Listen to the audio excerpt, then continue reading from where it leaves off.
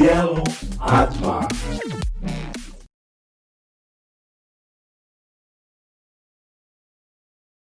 Selamat jumpa dalam Dialog Atma bersama saya Immanuel Dwi Asmoro. Dialog Atma merupakan percakapan santai dengan teman ngobrol yang sekaligus juga menjadi bintang tamu kita. Kali ini saya ditemani oleh teman ngobrol saya, Dr. Phil Yudi Purbawaningsih. Beliau merupakan salah satu dosen ilmu komunikasi di Universitas Atmajaya, Yogyakarta. Beliau ini sebenarnya juga merupakan host dari program ini. Jadi saya juga bingung, beliau hadir di sini sebagai host atau juga sebagai narasumber. Langsung saja dengan Dr. Phil Yudi Purbawaningsih.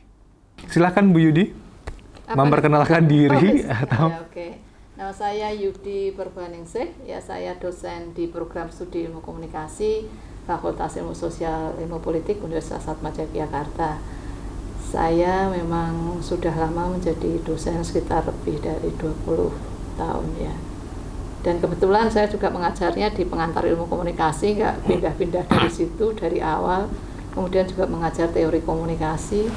Jadi kalau sekarang kita ngobrol ya, ini ngobrol kita sama-sama dosen komunikasi, jadi tidak ada istilah Mas El ini bertanya kepada saya dan saya yang lebih tahu. Kita sama-sama tahu. Oh iya. Ya. Jadi kita kali ini ngobrolin tentang apa ya? Kita sekarang, ya seperti saya katakan tadi ya, berbicara mengenai media sosial. Media bentuk baru yang sekarang ini kan sudah mengubah kehidupan banyak orang. Yang dulu kalau orang kebiasaannya menonton TV sama keluarga atau sama teman-teman, jadi satu ruangan yang sama, tapi sekarang kan sudah berbeda. Mereka sudah punya gadget sendiri-sendiri, mereka sudah bisa di kamar sendiri-sendiri menggunakan gadgetnya, kemudian nonton media sosial, berbicara dengan teman yang bahkan bukan di ruangan itu dengan gadgetnya. Nah itu kan kemudian mengubah kebiasaan yang lama, mengubah relasi yang sebenarnya sudah terbentuk sekian tahun. Nah kita akan berbicara seperti itu. Apa dampak-dampaknya, positif ya, negatifnya. Apalagi ini ya, di masa COVID-19 yang memaksa kita semua untuk berada di rumah, itu kan mengurangi interaksi kita secara fisik dengan orang lain kan. Sehingga ketika kita berada di rumah, memang kemudian media utama yang kita pakai itu adalah media baru. Nah, Oke, mungkin Bu Yudi sebelum kita masuk ke sana, mungkin bisa dijelaskan media baru itu apa? Mungkin kalau bukan orang komunikasi nggak ngerti ya, apa itu media bentuk baru? Jadi media baru itu versusnya kan dengan media lama. Jadi ada old media dan new media. Nah, media lama itu adalah sering juga disebut dengan media konvensional. Media konvensional atau media lama itu adalah media yang, atau saya menggunakan yang media baru dulu. Media baru itu adalah media yang berbasis pada internet. Jadi internet itu jiwanya, ya kan? Nah, yang media sebelum internet itu disebut sebagai media lama. Mungkin Mas saya juga ingat ya di mata kuliah dulu waktu ikut mata kuliah pengantar, nggak ingat lagi ya.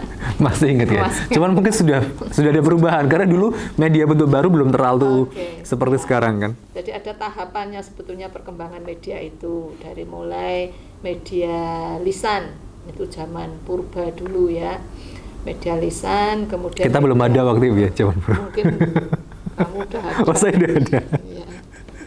Jadi ada media media lisan, kemudian media tulis ditemukan pakai batu, pakai kertas, pakai kulit binatang, kemudian kulit pohon, itu perkamen. Kemudian setelah media tulis itu ada kelemahannya. Kelemahannya adalah tidak bisa berkomunikasi dengan banyak orang. Kemudian tidak secara cepat dibaca orang, maka muncullah media cetak kan gitu, ada mesin cetak. Dengan mesin cetak itu orang dapat memproduksi pesan itu dalam jumlah yang banyak. Cuma kemudian kelemahannya adalah bahwa tidak cepat gitu. Misalnya muncullah koran kan, tapi koran itu untuk nyebar ke masyarakat itu tidak cepat.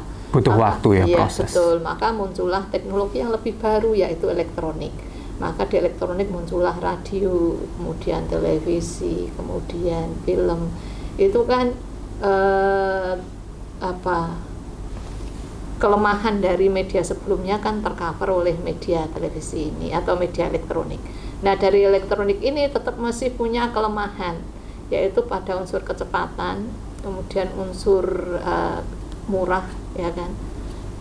Maka muncullah internet, dan kita ketahuilah ya kalau yang namanya internet itu memang kelebihannya luar biasa dari sisi apa, misalnya kecepatan, kemudian borderless kan, bisa kemana-mana dalam tidak terbatas. Nah, itu yang terakhir yang kita masuki di era 21 ini, di abad 21 ini adalah era komunikasi yang berbasis internet. Itulah yang kemudian disebut sebagai media baru, walaupun old media and new media itu pun masih digunakan. Iya, dan menimbulkan perdebatan gitu, karena yang internet pun, yang new media pun tetap bisa membawa apa yang konvensional gitu, misalnya koran kan masuk di konvensional, tapi koran yang e-paper kan jadi terintegrasi, jadi susah kemudian membedakan mana yang new, mana yang old. Jadi batasan-batasan itu kemudian kita tidak tahu ya? Iya, tipis sekali. Maka kemudian muncul pembagian yang lain lagi,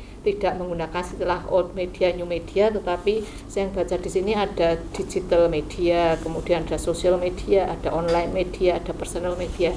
Jadi membagi-bagi media itu memang tergantung pada banyak faktor, juga tergantung pada siapa yang membagi-baginya gitu. Jadi peneliti itu memiliki klasifikasi atau mengkategorikan sendiri-sendiri perkembangan media itu. Gitu Mas L atau Pak L ini. Mas saja. Mas L, okay. Biar kalian lebih muda. Iya, betul. Saya Mbak Berat.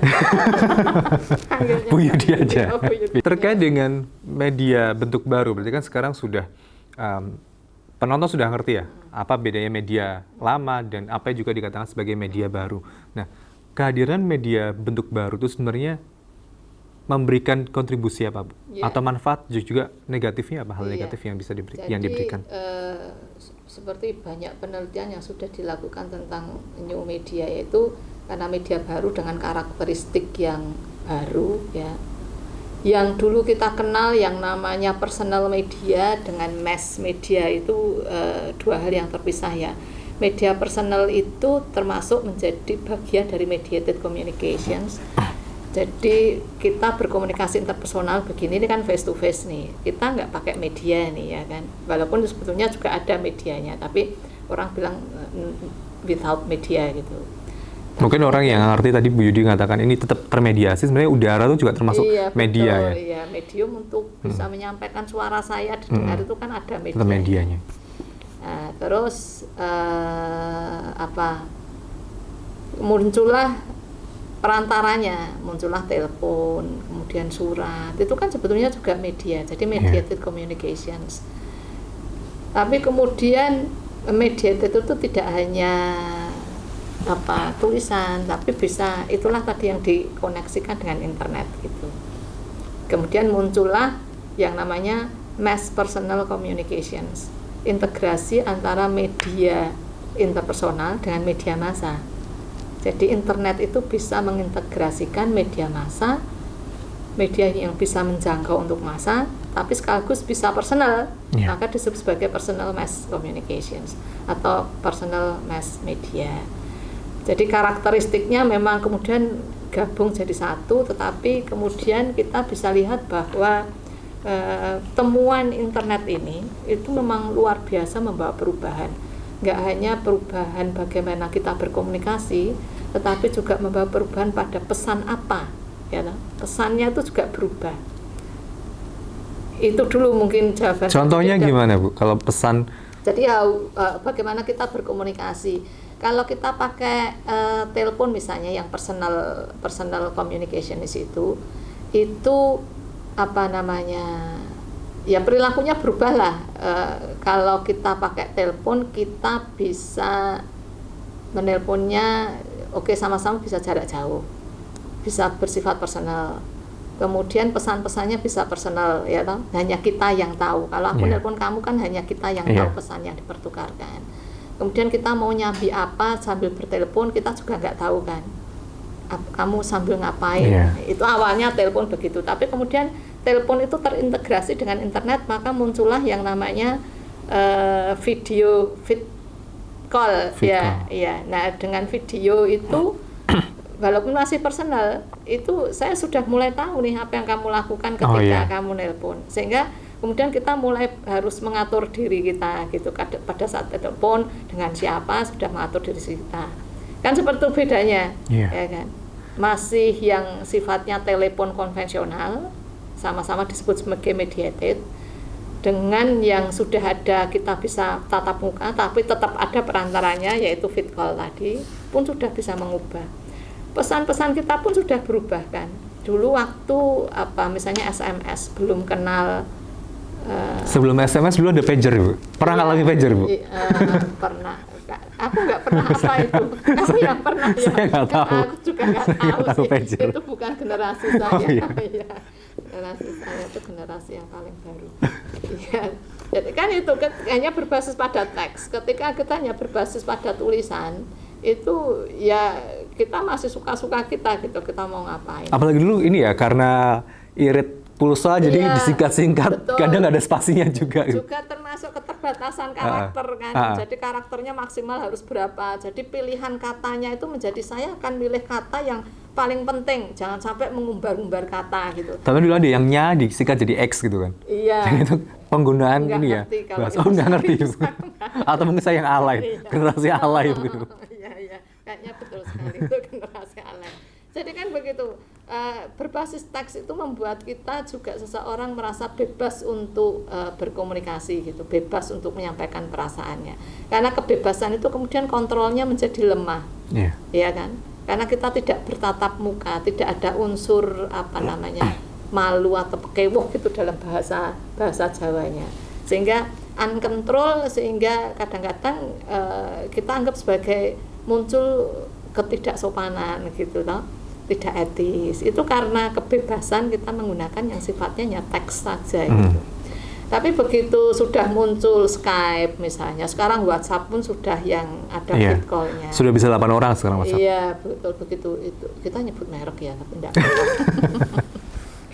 Itu membuat berubah juga kita berkomunikasinya kan. Kita harus hati-hati, kita harus kalau kita berinteraksi dengan orang yang status sosial kita lebih tinggi atau umurnya lebih tua, kita menjadi tetap mempertimbangkan kesopanan itu, yang sopan itu seperti apa. Jadi mengubah bagaimana kita berkomunikasi, implikasinya ya istilah kesopanan itu menjadi perlu diredefinisi, jadi didefinisikan ulang karena ada perubahan ini. Ini hanya persoalan kesopanan aja atau bicara kesopanan.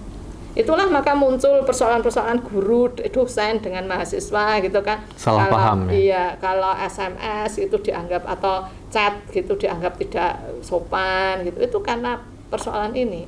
Apalagi generasi native generasi ya, tidak kenal media sebelumnya gitu. Dia lahir sudah kenal media itu, media chat itu. Ya nggak tahu mana kesopanan di yang ini dengan kesopanan yang di media itu kan sudah nggak ngerti gitu. Jadi kesopanan ala mereka gitu yang mungkin berbeda dengan kesopanan yang dianut oleh dosennya gitu. Kan seperti itu. Jadi memang mengubah bagaimana kita berkomunikasi, termasuk mengubah tatanan bagaimana kita berkomunikasi itu tatanan komunikasinya sudah mengubah pesannya gitu, pesan seperti apa yang ini saya barusan baca ini ya, penelitian yang terkait dengan media baru nih. Ternyata pesannya pun bukan hanya semata karena saya pakai new media kemudian pesannya berubah, tetapi karakteristik audiennya pun berubah. Misalnya ketika menggunakan media sosial gitu ya, pesan apa yang disampaikan gitu, itu karakteristik misalnya dari sisi gender ya. Perempuan kalau di media sosial itu lebih banyak menyampaikan postingan-postingan yang bersifat kehidupan sehari-hari gitu. Nah ini media sosial kan banyak ya Bu ya. Maksudnya apakah ini penelitian semuanya? Ini lebih ke FB ya. Facebook ya, Facebook. Kalau laki-laki kalau posting di FB itu lebih banyak cerita tentang view pendapat politik dan keagamaan gitu. Oh iya. Kamu kayaknya juga sering ya Kak? Iya. Politik juga. Makanya kan saya ingin dalam komunikasi politik. Berarti kamu bagian dari sebetulnya bagian dari yang diteliti juga. Ini artinya penelitian cukup akurat lah, cukup relevan untuk dilihat kita sehari-hari. Semacam itu, jadi beda gitu pesan yang disampaikan itu gitu. Nah kemudian apa yang sisi-sisi positif, kalau tadi kan sisi ini ya, perubahan tatanan yang kemudian menjadi kesalahpahaman antara generasi sebelumnya dan generasi yang native yang sekarang. Nah kemudian kalau manfaat positif yang kemudian bisa didapatkan oleh masyarakat atau tatanan yang baru tapi yang positif seperti apa? Oke, jadi mediated communication, kalau kemudian media yang dipakai itu adalah new media. Dalam ini anggaplah media sosial ya. Itu untuk mau dibilang positif negatif sulit, karena ada sebagian orang yang menganggap bahwa menggunakan media sosial itu sangat bermanfaat gitu. Contoh yang dalam penelitian ini ya, dalam buku yang saya baca itu orang-orang yang introvert, kemudian orang-orang yang pemalu, ya kan. Kemudian dalam realitas sosialnya memang dia susah untuk mengajak berkomunikasi orang lain gitu. Ya pemalu introvert. Itu menganggap bahwa media sosial itu sebuah temuan yang luar biasa, sangat membantu dia untuk membangun relasi mereka dengan banyak orang gitu. Walaupun temannya sebetulnya tidak harus teman virtual, tapi melalui media ini mereka membangun pertemanan. Apakah kemudian dilanjutkan dengan offline gitu komunikasinya? Tapi paling tidak media sosial itu memang sudah cukup membantu itu. Paling tidak pada awal perkenalan pertama. Orang yang pemalu itu biasanya kan ketakutannya, ya kan? Atau orang-orang introvert itu ketakutannya adalah ketika membuka relasi pertama. Jadi kalau kita bicara tentang teori komunikasi ya ada teori penetrasi sosial gitu. Nanti kita bicara soal teori di belakang. Teori penetrasi sosial itu teori yang membahas tentang proses perkembangan relasi. Itu ada tahapan pertama, itu tahapan tidak saling kenal. Nah, bagi orang-orang introvert, pemalu, itu media sosial membantu di tahapan pertama ini, sangat membantu. Sehingga dikatakan media sosial tidak ada unsur negatifnya, enggak juga. Bagi orang-orang seperti ini penting.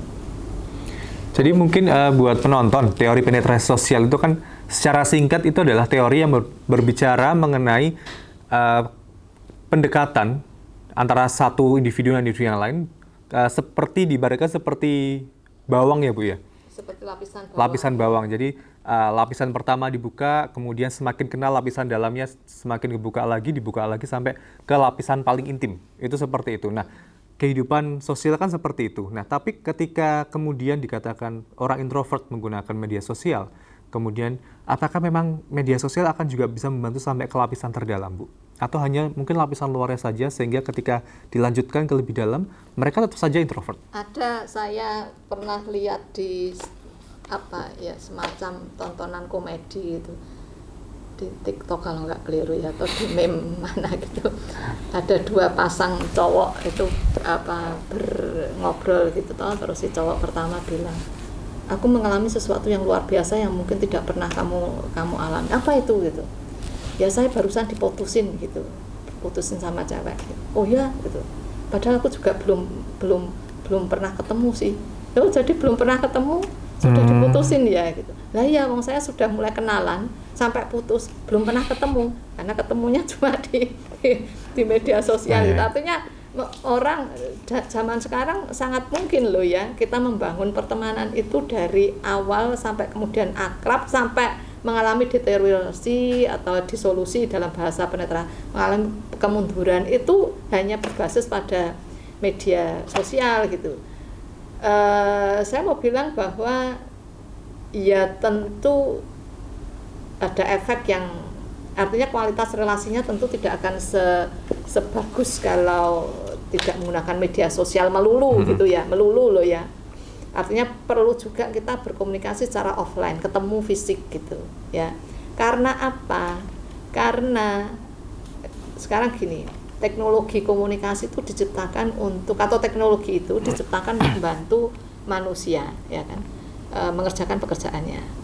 Kemudian teknologi komunikasi itu memperpanjang kemampuan panca indera Teknologi komunikasi diciptakan untuk memperpanjang, mengextended ya kemampuan panca indera. Jadi mata itu dibantu dengan video call tadi. Ya, kemudian suara, telinga juga dibantu. Yang tidak adalah masih belum bisa adalah apa? Rasa.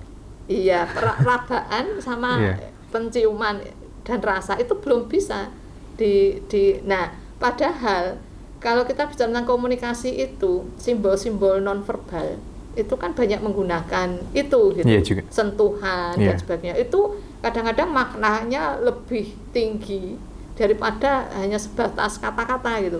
Dan itu belum bisa di-cover oleh teknologi komunikasi sampai sekarang. Jadi dari 5 indera hanya 2 indera saja yang baru tercover ya, Bu? Betul. Jadi ya tentu karena hanya informasi yang kita dapat itu hanya menggunakan 2 saja, sementara kita punya 5, ya tentu tidak akan sebagus yang kita bisa menggunakan 5-5-nya. Kemarin kita ngobrol nih dengan dosen-dosen ya, teman-teman kita itu bilang begini, gibah sih istilahnya. Kita punya forum gibah gitu. Terus itu lewat media sosial juga? Enggak, masih di fisik gini konvensional. Kemudian salah satu teman bilang begini, tapi kalau gibah itu kalau pakai media sosial tuh enggak jos, enggak mantap gitu. Saya kemudian menekankan betul sekali gitu. Enggak cuma gibah lah, apapun ya. Itu teknologi komunikasi belum bisa kok menggantikan physical communication begini face to face, karena persoalan tadi itu semakin banyak channel yang kita pakai untuk menemukan informasi, ya semakin akurat kan. Semakin terbatas channel komunikasi untuk menangkap informasi, ya semakin kita hanya mampu memprediksi. Prediksi kita itu akan rendah gitu, ya toh, keakuratannya gitu. Baik, berarti terkait tadi ya Bu ya. Jadi satu sisi media sosial atau media bentuk baru sebenarnya itu bisa mendekatkan orang yang tadinya nggak kenal jadi kenal, orang yang jauh menjadi dekat. Nah, tapi bagaimana dampak pada yang katanya mengatakan media bentuk baru itu sebenarnya juga menjauhkan orang yang dekat?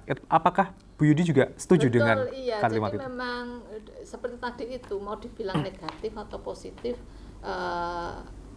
itu tergantung gitu kan. Kalau bagi orang introvert tadi itu membantu. Tapi di sisi lain ketika orang tergantung pada media sosial untuk membangun relasi, dia sebetulnya menjadi sangat personal gitu kan. Jadi ada istilah begini, alone together gitu. Sebetulnya kita itu berkoneksi, tapi kita alone gitu, lonely gitu, tetap kesepian gitu. Tapi kita merasakan kesepian secara bersama-sama gitu. Itu konsep yang bagus sekali menurut saya, alone together and lonely together gitu. Daripada aku kesepian sendirian, yuk kita kesepian bareng-bareng. Padahal misalnya di rumah ada 5 orang, semua pada pegang gadget, ngomong sama orang yang di luar rumah lewat HP gitu kan? Enggak usah itu aja, 5 orang di dalam ruang yang sama, ya toh. Kemudian berkoneksinya pakai, itu mungkin loh ya, berkoneksinya tetap pakai handphone, kan tetap menjadi diri sendiri, kita nggak berinteraksi toh. Benar. Ya itu namanya itu. Apalagi kalau dalam satu ruangan ya satu gibah, saling gibah antar ini. Kayak ini aja lah, konteks yang sekarang kita alami itu pakai Zoom gitu loh, rapat. Padahal kita ketemu, yang rapat, teman rapat kita itu cuma di sebelah ruang kita, dibatasi oleh dinding. Itu kan sebetulnya dari sisi komunikasi ya, itu nggak efektif belas, nggak bisa mencapai kualitas gitu. Orang sudah ketemu, ya kan, tidak lagi dibatasi oleh tempat gitu ya, sudah ketemu. Kok ya mesti pakai media, itu kan nggak bagus. Maka salah satu sisi lain kita agak keluar dikit nih ya, karena kita dosen kan, kita dengan mahasiswa dengan banyak sekarang BDR, belajar dari rumah, atau kita WFH bekerja dari rumah. Itu kemudian semuanya mengandalkan pada new media atau komunikasinya, istilahnya online communications. Ya pastilah banyak kelemahannya gitu. Kelebihannya juga ada, kelebihannya misalnya kecepatan. Kita bilang teknologi murah, ternyata tidak loh. Dulu katanya teknologi diciptakan supaya cepat, murah, hemat dalam hal tenaga, hemat dalam hal uang gitu kan. Tapi in fact faktanya kita mengalami sendiri nggak murah kan ternyata, gitu.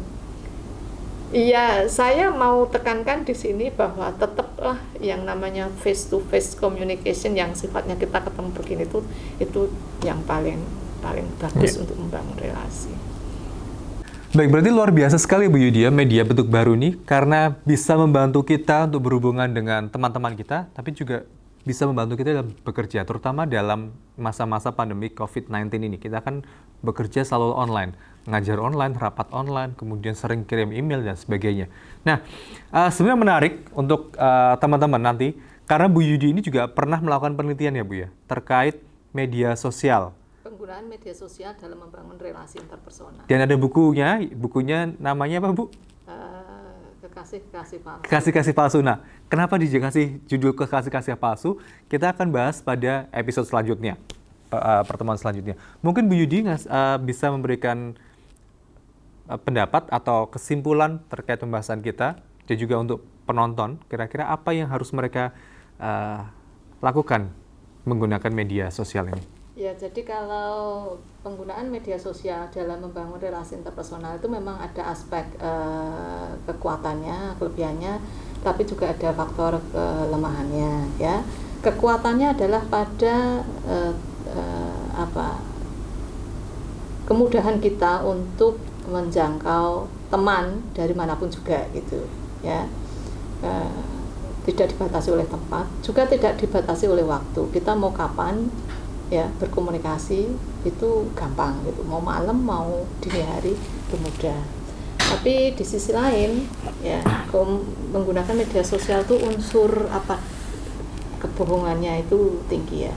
Di dalam buku atau di dalam penelitian yang pernah saya baca itu unsur kebohongannya itu tinggi karena kita bisa memanipulasi data ya, baik itu data yang sifatnya remeh gitu ya, termasuk foto dan sebagainya, itu bisa dimanipulasi, sehingga kemudian ya kelemahannya di situ. Kelemahannya adalah akurasi informasinya menjadi rendah gitu kalau dibandingkan dengan yang tidak menggunakan new media.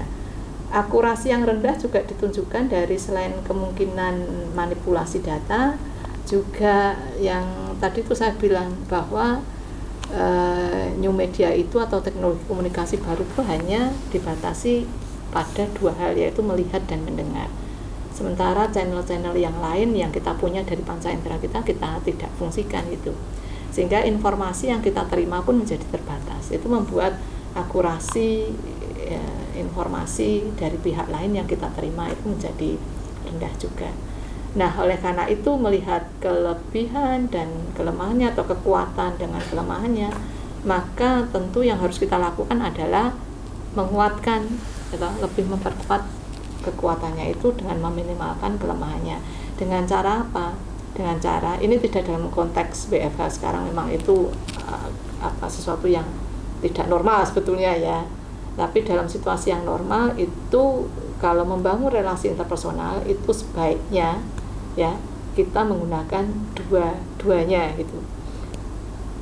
Old media dan new media bisa kita kombinasikan, kemudian kita pilah-pilah mana yang bisa kita pakai menggunakan new media, mana yang kita pakai menggunakan yang old media.